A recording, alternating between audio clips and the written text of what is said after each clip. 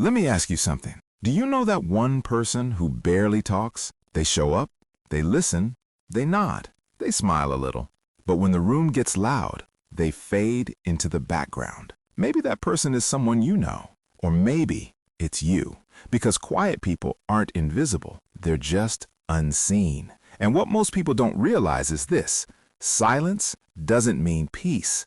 Sometimes it means pressure. Let's talk about the hidden pain of quiet people, the part no one ever notices. Quiet people hear everything. They notice tone changes, facial expressions, small shifts in energy. While others are talking, quiet people are processing. They're reading the room. They're picking up what's not being said. That sounds like a strength, and it is, but it comes at a cost. Because when you absorb everything, you carry more than you show. Quiet people often feel things deeply, but express them lightly. They don't interrupt. They don't demand attention. They don't make their emotions loud enough to be acknowledged. So their struggles go unnoticed.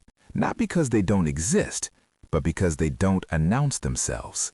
Here's something no one tells quiet people. Just because you don't complain doesn't mean you're okay. Quiet people are often labeled as low maintenance, easygoing, emotionally strong, and slowly that becomes an expectation. People stop checking in, stop asking questions, stop wondering if you're holding too much inside. You become the person who's always fine, even when you're not. Quiet people also struggle with being misunderstood. When you don't speak much, others start filling in the gaps.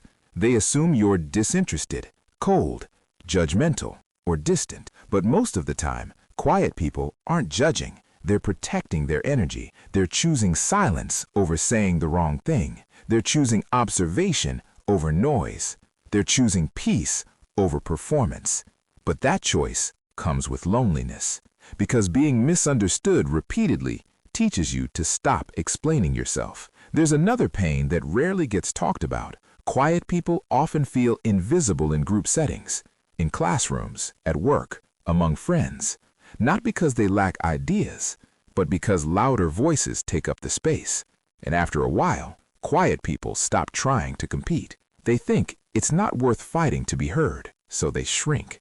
Not on purpose, not dramatically, just quietly. And that's dangerous, because unexpressed thoughts don't disappear. They turn inward into overthinking, self-doubt, mental exhaustion. Quiet people also carry emotional pressure. They're the ones others vent to, lean on, confide in, because they listen without judgment. But who listens to them? When you're always the listener, you start believing your feelings are less important. So you tell yourself, I'll deal with it later.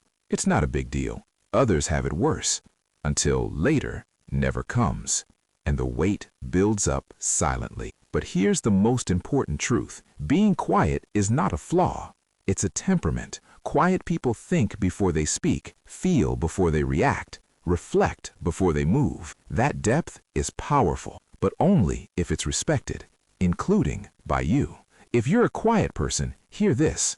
You don't need to become louder to be valid. You don't need to force confidence to be worthy. You don't need to perform to be seen. But you do need to give yourself space to be heard, even if it's just one sentence, one boundary, one honest moment. Silence is strength, but only when it's a choice, not a cage. So ask yourself this: are you quiet because you're at peace, or because you've learned it's safer not to speak?